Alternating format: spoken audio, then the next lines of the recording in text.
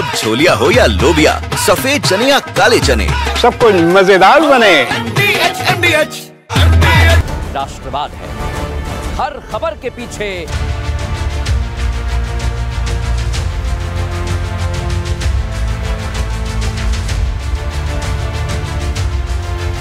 नमस्कार, बहुत स्वागत है आपका। आपके साथ मैं हूं मृदुल शर्मा और आप देख रहे हैं राष्ट्र सर्वोपरि। और आज आपके लिए खबर लेकर आया हूं बिहार से। बिहार में घुसपैठियों के खिलाफ अभियान चल रहा है, वोटर लिस्ट शुद्धिकरण का, और वहां पर काम चल रहा है तो बिहार से दिल्ली तक हंगामा मचा हुआ है। आज आपको बताऊंगा एक एक्ट्रेस के बारे में, वो भी घुसपैठिया निकली है। लेकिन पहले बिहार की चर्चा कर लूं। वोटर लिस्ट शुद्धिकरण के बाद एक दो नहीं फिर कह रहा हूं, सुन लीजिए, 65 लाख वोटर मिले ही नहीं। वो बिहार में है ही नहीं। सोचिए जरा, इसका सीधा मतलब जानते हैं? 65 लाख वोटर बिहार के चुनाव में वोट नहीं देगा। ये 65 लाख लोग कौन हैं, ये मैं आपको बताऊंगा। कहीं मत जाइएगा आप रिपोर्ट में। आप इनके बारे में सुनकर यही कहेंगे कि अब आएगा मजा। और बिहार में लोग बोल रहे हैं, क्या बोल रहे हैं? चुनाव में अब आई मजा। यही हो रहा है बिहार, क्योंकि चुनाव आयोग नई वोटर लिस्ट जारी कर चुका है। और ये नई लिस्ट जैसे ही आई, अलग अलग जिलों की, जो बिहार के लोग मुझे देख रहे हैं, बता दूं, विपक्ष में बैठी आरजेडी और कांग्रेस इसे लेकर हंगामा कर रही है। तमाम पार्टियों ने हंगामा शुरू कर दिया है। वो तो कह रहे हैं कि भाई ये तो वोट चोरी हो गए। कह रहे हैं कि बिहार में वोट चोरी किए जा रहे हैं। लेकिन ये सब फर्जी बातें, ऐसा कुछ नहीं हो रहा है। अभी तो चुनाव की तारीखों का ऐलान नहीं हुआ, उससे पहले इतना हंगामा हो रहा है। सोचिए जरा आप, चुनाव जब आएगा तो बिहार का माहौल गर्मा जाएगा। लेकिन राष्ट्र सर्वोपरि में यह खबर आपको क्यों दिखा रहा हूं, पहले यह समझिए। क्योंकि मैं पहले दिन से कह रहा हूं, बिहार में छिपे घुसपैठिए बाहर जाएं। और यह बिहार से सिर्फ शुरुआत हो रही है। अभी तो बंगाल में भी कई सारे, इसके बाद अलग अलग जो बॉर्डर के राज्य हैं वहां पर भी घुसपैठिए हैं। यानी इन घुसपैठियों को बाहर निकालना आपका और मेरा मकसद है। बिहार के अलावा इधर उधर के राज्य में ये वोटर बन चुके हैं। कई तो ऐसे मिले हैं जो सिर्फ वोटर नहीं बने, कई सारी सुविधाएं भी ले रहे हैं। इनको हटाएंगे हम। हटाएंगे नहीं तो क्या करेंगे आप बताइए मुझे। सोचिए जरा, एक समय था जब पोलिंग बूथ लूट लिए जाते थे बिहार में। जानते हैं ना बिहार के लोग, ऐसा ही होता था। अरे वो होती थी वोट की चोरी, ये नहीं है। इसलिए कह रहा हूं कि आपकी सहूलियत के लिए बाहरियों को, जो बाहरी घुसपैठिए थे, उन्हें बाहर किया जा रहा है। लेकिन इस पर सियासत हो रही है। आप इस पर बिल्कुल ध्यान मत दीजिए। मैं तो ये कहूंगा कि आप अपने मुद्दे पर अड़े रहना। ये नेता हंगामा करते रहेंगे जैसे ये आज कर रहे हैं। देखिए जरा कैसे हंगामा कर रहे हैं।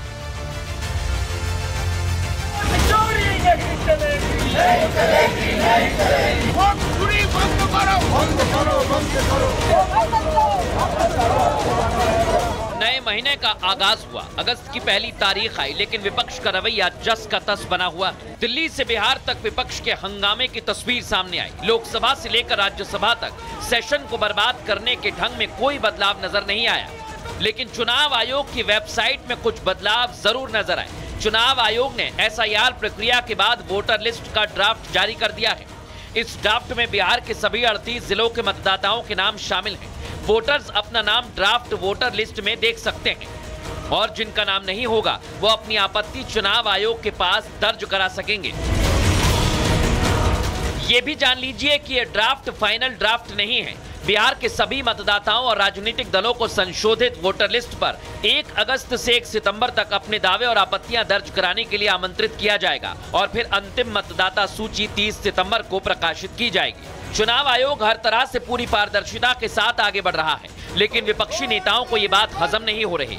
घुसपैठियों का मतदाता सूची से वोट आउट होना विपक्ष में बैठे नेताओं को खटक रहा है। तभी तो लोकसभा में नेता प्रतिपक्ष राहुल गांधी चुनाव आयोग को ही कटघरे में खड़ा करने लगे। राहुल गांधी का दावा है कि चुनाव आयोग वोटों की चोरी करवा रहा है। उनका दावा तो यहाँ तक है कि वो अपनी जेब में ऐसा एटम बम लेकर घूम रहे हैं जो फटेगा तो चुनाव आयोग के अस्तित्व पर सवाल खड़े हो जाएंगे। अब हमारे पास ओपन एंड शट प्रूफ है। कि इलेक्शन कमीशन वोट चोरी में इन्वॉल्व है। और मैं लाइटली नहीं बोल रहा हूं, मैं 100% प्रूफ के साथ बोल रहा हूं। जैसे ही हमने ये रिलीज किया, पूरे देश को पता लग जाएगा कि इलेक्शन कमीशन वोटर चोरी करा रहा है। राहुल गांधी ने बार बार संवैधानिक संस्थाओं को धमकी दिया है, ये पहली बार नहीं है। वो जब जीतते हैं तो सब कुछ चंगा है, और जब हार जाते हैं तो वो इलेक्शन कमीशन के सर पे वो लोग फोड़ देते हैं। सिर्फ राहुल गांधी ही नहीं, पूरा का पूरा विपक्ष अपनी राजनीति चमकाने के लिए संवैधानिक संस्था पर सवाल उठा रहा है। यही कारण है कि लोकसभा और राज्यसभा संसद के दोनों सदनों की कार्यवाही सोमवार तक के लिए स्थगित कर दी गई, और कारण सिर्फ एक, विपक्ष का एसआईआर पर हंगामा, सदन को चलने ना देना। दोनों ही सदनों में आज हंगामे की वजह से कामकाज बिल्कुल नहीं हुआ।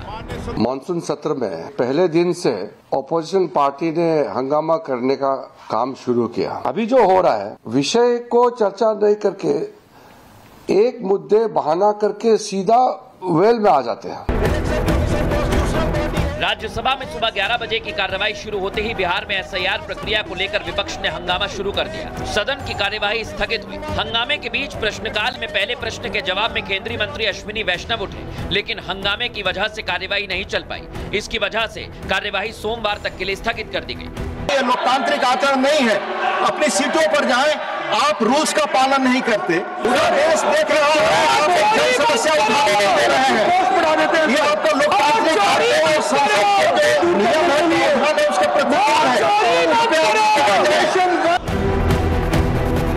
राज्यसभा जैसे ही हालात लोकसभा में भी दिखाई दिए। विपक्षी सांसदों ने लोकसभा में हंगामा किया, जिसके कारण सदन की कार्यवाही शुरू होने के 3 मिनट के अंदर ही दोपहर 2 बजे तक के लिए स्थगित किया गया। हंगामा कर रहे विपक्षी सांसदों को लोकसभा अध्यक्ष ने अपनी सीट पर बैठने का आग्रह भी किया। माननीय सदन की गरिमा को बनाए रखे माननीय सदस्य। प्रश्नकाल बहुत महत्वपूर्ण समय होता है, माननीय सदस्य का हक है, अधिकार है। मेरा रोज आपसे आग्रह रहता है कि आप सदन की कार्रवाई को चलने दें, लोगों की अपेक्षाएं, आकांक्षाएं, उनको पूरा होने दें। दोनों सदनों में जमकर हंगामा हुआ। विपक्ष के शोर शराबे की वजह से कार्यवाही नहीं हो पाई। सदन की कार्यवाही में आपका नुकसान हो रहा है, लेकिन विपक्ष का इसमें कोई नुकसान नहीं है। नुकसान आम जनता का है। सदन की कार्यवाही में 2.5 लाख रुपए का खर्च आता है प्रति घंटे। ये आंकड़ा 1.5 करोड़ के आसपास का है। मतलब आम जनता के खून पसीने की गाढ़ी कमाई को विपक्ष में बैठे ये नेता कभी ऑपरेशन सिंदूर के नाम पर तो कभी वोटर वेरिफिकेशन का मुद्दा बनाकर सिर्फ बर्बाद कर रहे हैं। मेहनत के पैसे को पानी में बहा रहे हैं। इन्हें सिर्फ अपनी कुर्सी की फिक्र है। तभी तो बिहार से लेकर दिल्ली तक वोटर लिस्ट शुद्धिकरण को एक ऐसा मुद्दा बनाया गया जिस पर विपक्ष हंगामा कर सके। इनके लिए राष्ट्र की अहमियत कम और वोटों की मशीन की अहमियत ज्यादा है। ये सदन में बैठकर उसकी गरिमा को भूल गए हैं। ये लोग भूल गए हैं जब तक राष्ट्र सर्वोपरि की भावना रहेगी तभी देश आगे बढ़ेगा। राहुल गांधी कह रहे हैं कि मेरे पास सारे सबूत हैं। अरे सबूत हैं तो दिखाइए ना, करिए प्रेस कॉन्फ्रेंस, हमें दीजिए, हम दिखाएंगे। ये सिर्फ और सिर्फ बरगलाने का काम हो रहा है। मैं आपको बता रहा हूं, बिहार के जो लोग हैं वो जान लें और अपने जो नजदीकी लोग हैं उन तक भी मेरी आवाज पहुंचाएं। सिर्फ और सिर्फ आपको बरगलाएंगे, आपको अपने मुद्दे पर रहना है, उससे हटना नहीं है। क्योंकि बात घुसपैठियों की हो रही है तो आज एक और खबर मैं आपके लिए लेकर आया हूं, और मैं हवा में बातें नहीं करता हूं, यह देश जानता है। आपको पता है भारत के खिलाफ बहुत बड़ी साजिश हो रही है, और इसमें अब छोटे मोटे लोग नहीं बल्कि दूसरे देशों के बड़े बड़े फिल्म स्टार भी शामिल हो गए। कल तक भारत में घुसपैठ करने वाले कौन लोग हैं, आप मुझे बताइए। रोहिंग्याओं को लेकर हमने खबर दिखाई ना, इन बांग्लादेशियों को, घुसपैठियों को हमने डिपोर्ट कर दिया। लेकिन अब पता है क्या हो रहा है, बांग्लादेश के हीरोइन एक्ट्रेस भी भारत में अवैध तरीके से आ रही हैं। सोचिए जरा आप, यही नहीं, अभी और सुनिए। इस एक्ट्रेस ने अपने जाली कागजात बना लिए थे, 1-2 नहीं, 2-2 आधार, और ना जाने कितने कागज इसके पास मिले। आप सोचिए, जो आधार कार्ड आपके पर्स में रखा हुआ है, आपकी जेब में रखा हुआ है, सभी के लिए जरूरी है, मेरे पास भी है, बेकार सा फोटो रहता है उसमें सभी का। लेकिन आप सोचिए जरा, फोटो, पहचान पत्र, नाम, पता, सब कुछ जाली है। सोचिए जरा, ये आधार आजकल हर जगह बन रहा है। ऐसा लग रहा है जैसे कोई सब्जी भाजी हो जो ठेले पर बिक रही हो। आधार आधार आधार आधार, हर जगह आधार बन रहा है। ये चिंता की बात है, गंभीर बात है ये, क्योंकि अगर आधार आसानी से बन जाएगा तो फिर बाकी फर्जी कागजात भी बन जाएंगे। इसलिए मैं ये खबर आपको दिखा रहा हूं, ये आपको देखना ही होगा, क्योंकि आपके देश में घुसपैठिए आपका हक छीनने के लिए आ रहे हैं, आ गए हैं। इन्हें बाहर निकालना होगा। और मैं आपको एक बात और बता रहा हूं, सोचिए थोड़ा सा इस पे। आधार अगर इतनी से आसानी से बन रहा है, बड़ी संख्या में बन रहा है, तो कौन बना रहा है ये आधार? बताइए जरा। ये गद्दार हैं, हमारे देश के असली गद्दार। ये चंद रुपयों के लिए देश से समझौता करते हैं, राष्ट्र सर्वोपरि में। इसलिए इनके बारे में मैं आपको बता रहा हूं, क्योंकि इनकी वजह से आज हमें हमारे बच्चों की चिंता सताने लगी है, हमारे भविष्य की चिंता सताने लगी है। क्योंकि ये तो आधार बनाकर निकल जाते हैं पैसे लेकर, अवैध बांग्लादेशी हमारे घरों में आ जाते हैं। और अगर ऐसे ही बांग्लादेशी बढ़ते रहे तो हो गया कल्याण हमारा। ये हमारे घर में घुसेंगे, हमें परेशान करेंगे, और हम क्या करेंगे? क्या सिर्फ देखते रहेंगे? नहीं, हम देखते नहीं रहेंगे। जैसे ये बांग्लादेश के हीरोइन को हमने पकड़ा, और बड़ी बात तो ये कि इसके साथ कई लोग हैं। सोचिए जरा, बंगाल में इनकी संख्या कितनी होगी, अंदाजा लगाइए बस आप। ये पकड़ में आ गई है, ये बहुत बड़े खुलासे कर रही है। इसका चेहरा आप ध्यान से देखिए, इसके काले कारनामे आप ध्यान से देखिए। दिखा रहा हूं इस रिपोर्ट में।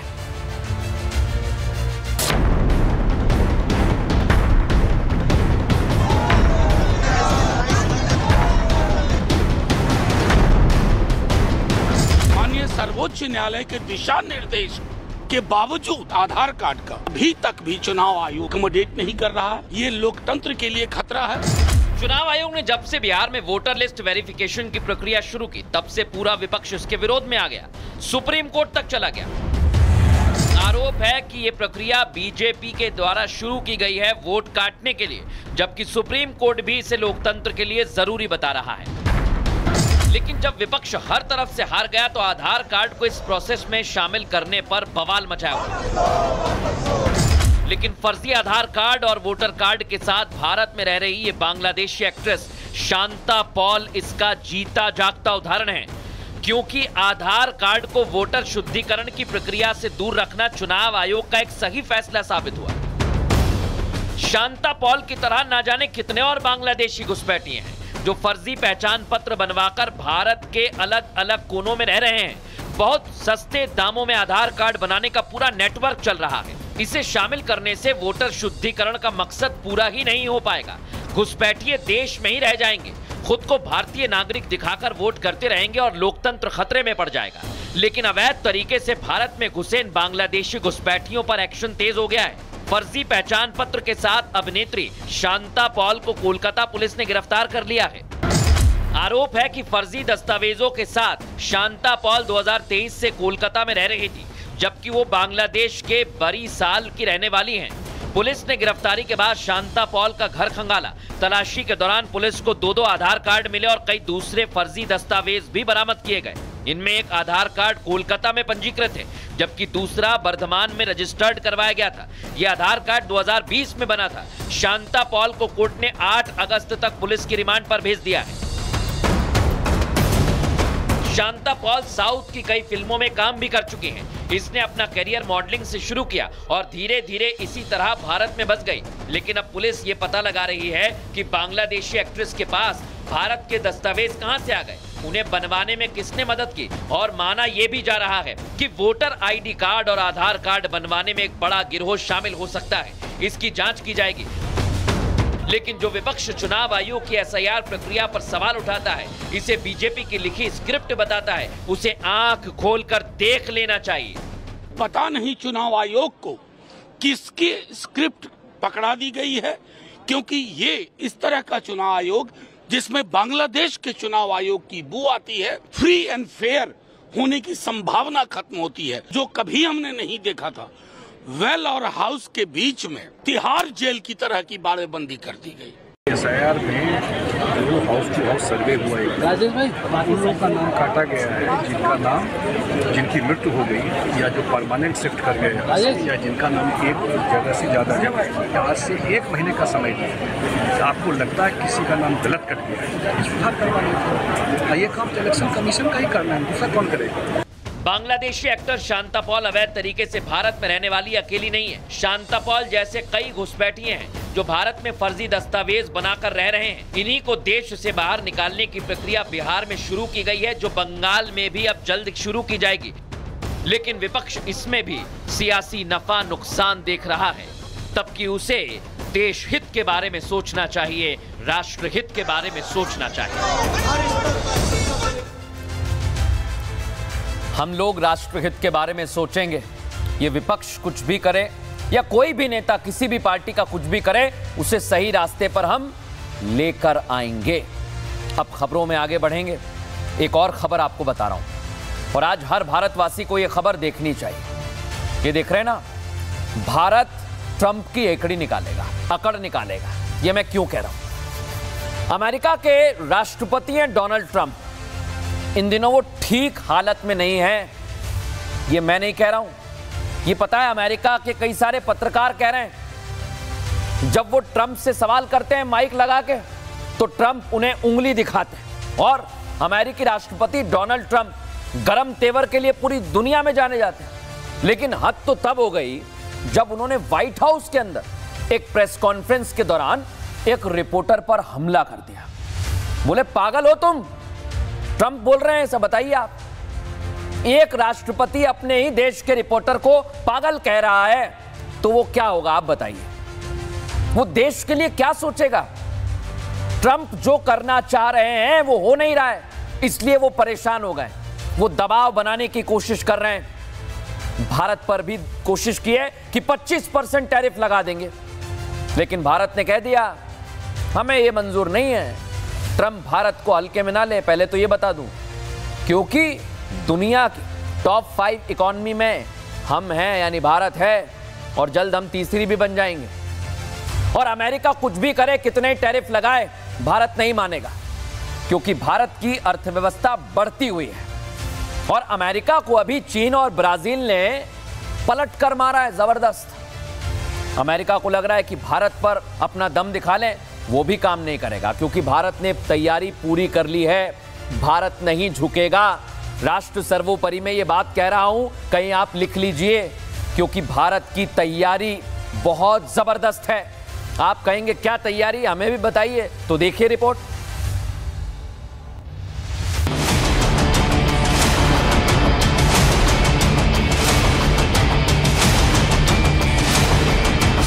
अमेरिका के टैरिफ बम के आगे नहीं झुकेगा भारत। भारत पर 25% टैरिफ तो पाकिस्तान पर सिर्फ 19%। अमेरिका की बदलती नीतियां कई सवाल खड़े करती हैं। साथ ही ये भी बता रही हैं कि डोनाल्ड ट्रंप मन मुताबिक टैरिफ थोपकर भारत पर दबाव बनाने की कोशिश कर रहे हैं। लेकिन भारत सरकार के सूत्र हमें बताते हैं कि भारत का रुख भी ट्रंप के टैरिफ बम पर एकदम साफ है। भारत किसानों का हित सर्वोपरि रखेगा। इससे बढ़कर भारत के लिए अभी कुछ नहीं। भारत सरकार की तरफ से साफ कर दिया गया है कि अमेरिका के लिए एग्रीकल्चर, डेयरी और एमएसएमई के साथ देश समझौता नहीं करने वाला। भारत के सीधे और कड़े तेवर से सरकार ने एक तीर से 2 निशाने साधे। पहला तो भारत ने ट्रंप को बता दिया कि उनका 25% टैरिफ भारत को कतई मंजूर नहीं, और दूसरा ये कि पीएम मोदी ने भी स्पष्ट कर दिया कि भारत इस तरह किसी दबाव में नहीं आएगा।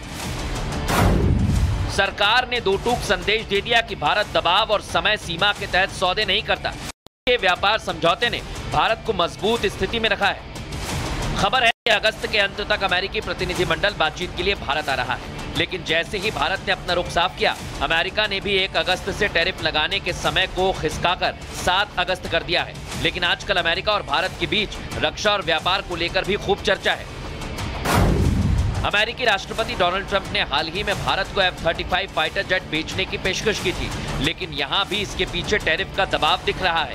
यही वजह है कि भारत ने साफ कर दिया कि उसे इस जेट में कोई दिलचस्पी नहीं है। ट्रंप ने इसी साल फरवरी में पीएम मोदी से वॉशिंगटन में मुलाकात के दौरान कहा था, अमेरिका इस साल भारत को हथियार की बिक्री कई अरब डॉलर बढ़ाएगा, जिसमें F-35 स्टील फाइटर जेट भी शामिल है। लेकिन ट्रंप ने साथ ही भारत पर टैरिफ का दबाव भी बनाया। ऐसे में भारत सरकार का रुख साफ है कि वो घरेलू स्तर पर रक्षा उपकरणों के संयुक्त डिजाइन और निर्माण में ज्यादा रुचि रखता है।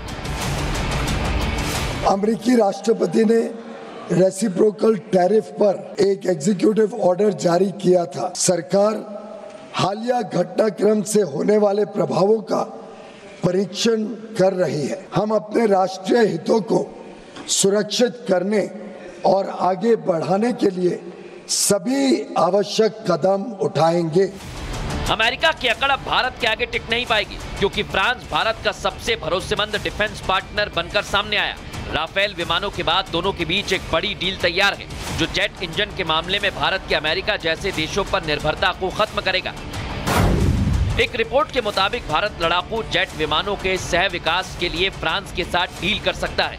ये इंजन भारत के 5वीं पीढ़ी के स्टील्थ विमानों के लिए होंगे। इसका उद्देश्य भारत को रक्षा क्षेत्र में आत्मनिर्भरता की ओर आगे बढ़ाना है, क्योंकि अभी भारत जेट इंजन के लिए पूरी तरह से दूसरों पर निर्भर है। ये डील देश में बड़े रक्षा सौदों के लिए होगी और अमेरिका के लिए एक झटका होगी, क्योंकि ये डील भारत और फ्रांस के बीच बढ़ते रक्षा सहयोग और भरोसे को दिखाती है। साथ ही ट्रंप को ये जवाब भी देती है कि भारत उनकी टैरिफ वाली अकड़ को तोड़ना जानता है। भारत किसी के दबाव में झुकता नहीं, बल्कि मजबूती के साथ खड़ा है।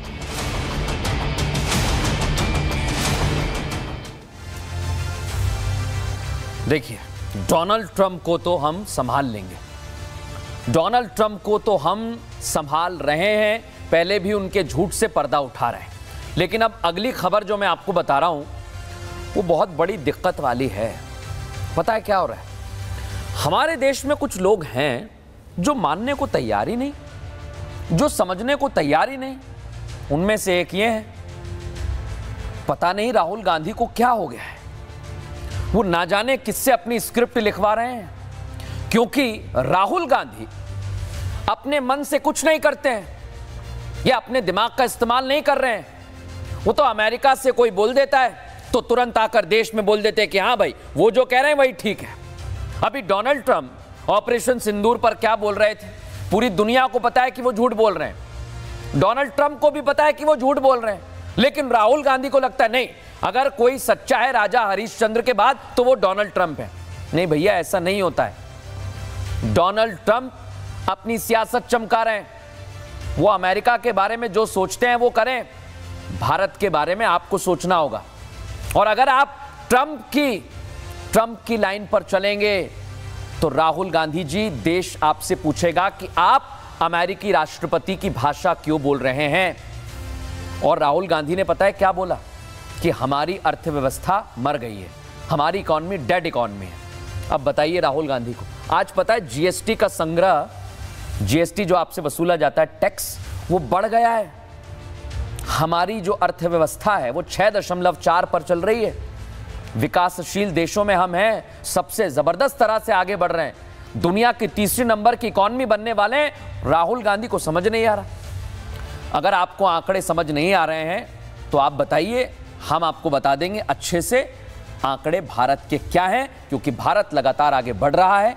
देखिए जरा उस पर ये लोग कैसे सियासत कर रहे हैं।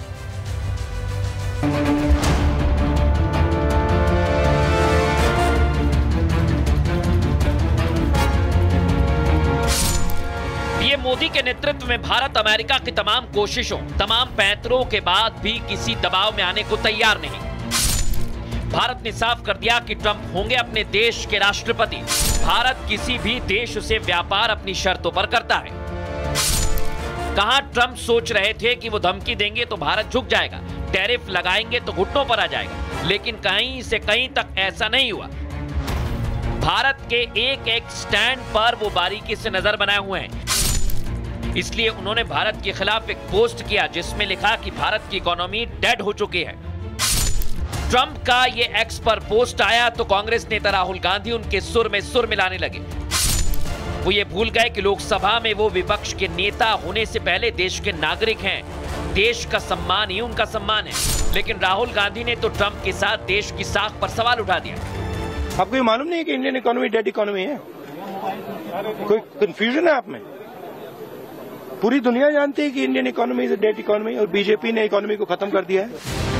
यह है राहुल गांधी का बयान, जिसे सुनकर आज देश का हर नागरिक यही पूछ रहा है कि देश की साख पर सवाल उठाने वाले ट्रंप के साथ आखिर विपक्ष क्यों खड़ा हुआ है? क्या अब राहुल गांधी के लिए भारत से बड़े डोनाल्ड ट्रंप हो गए हैं? राहुल गांधी जी जो उन्होंने वाक्य इस्तेमाल कर रहे हैं और देश का खिलाफ जो बोल रहे हैं, वो अब कांग्रेस पार्टी में भी और अपोजिशन पार्टी में भी कई लोग अब अंदर अंदर विरोध करने लग गया है। राहुल गांधी पाकिस्तान की बात कर रहे हैं, राहुल गांधी चीन की बात करते हैं, राहुल गांधी सोरोस फाउंडेशन के आका जो हैं जॉर्ज सोरोस, उनकी बात करते हैं। तो निश्चित तौर पर जो जितनी विदेशी शक्तियां भारत को कमजोर करना चाहती हैं, उसके प्रणेता, उसके नेतृत्वकर्ता, उसके मार्गदर्शक राहुल गांधी। राहुल जी कहते हैं तो मुझे कोई बड़ा आश्चर्यचकित नहीं मैं, क्योंकि राहुल जी ये विपक्ष नेता हैं, वो तो जरूर कहेंगे, वो तो ताने मार रही है सब पहले से। जो राहुल गांधी ट्रंप को खुश करने के लिए कोई मौका नहीं छोड़ रहे, उनके दिमाग की बत्ती जलाने के लिए बीजेपी नेता अमित मालवीय ने एक पोस्ट किया। उन्हें इतिहास के पन्ने पलटकर दिखाए जिसमें कांग्रेस कार्यकाल से मोदी कार्यकाल की तुलना की गई। पोस्ट में उन्होंने बताया कि 1950 के दशक में भारत की अर्थव्यवस्था 6ठे नंबर पर थी। वो नेहरू, इंदिरा और राजीव गांधी के 40 सालों के कार्यकाल में 6ठे से खिसककर 17 पर आ गई, जबकि 2014 में नरेंद्र मोदी के प्रधानमंत्री पद संभालने के बाद 10 नंबर पर मौजूद भारत की अर्थव्यवस्था आज दुनिया में चौथी सबसे बड़ी अर्थव्यवस्था है। तो राहुल गांधी कैसे ट्रंप की हाँ में हाँ मिलाकर भारत की अर्थव्यवस्था को डेड बता रहे हैं, जबकि कांग्रेस के कुछ साथी दलों को यह आंकड़ा साफ दिखाई देता है, जिन्हें देखने के लिए राहुल ने शायद आंखों पर पट्टी लगा ली। अमेरिका हर बार भारत पर दबाव बनाता है, कभी गेहूं को रोकता है, कभी हथियारों को, और अब टैरिफ की धमकी दे रहा है। लेकिन इतिहास गवाह रहा, हर बार भारत ने अमेरिका को जवाब अपने दम पर दिया। लेकिन भारत की ताकत शायद राहुल गांधी को दिखाई नहीं दी। उनकी आंखों पर बंधी मोदी विरोध की पट्टी देश की छवि के लिए गलत साबित हो सकती है। इसे उन्हें हटाने की जरूरत है, क्योंकि सियासत नहीं, राष्ट्र सर्वोपरि है। देखा आपने, अमेरिका के राष्ट्रपति डोनाल्ड ट्रंप के बयानों में अगर आप हाँ में हाँ मिलाएंगे तो फिर देश भर में सवाल खड़ा होगा। लेकिन राष्ट्रहित में हम यही कहेंगे कि भारत लगातार बढ़ रहा है, 140 करोड़ देशवासी उसे आगे बढ़ा रहे हैं। बहरहाल, राष्ट्र सर्वोपरि में आज के लिए इतना ही। कल फिर आपसे मुलाकात होगी। नमस्कार।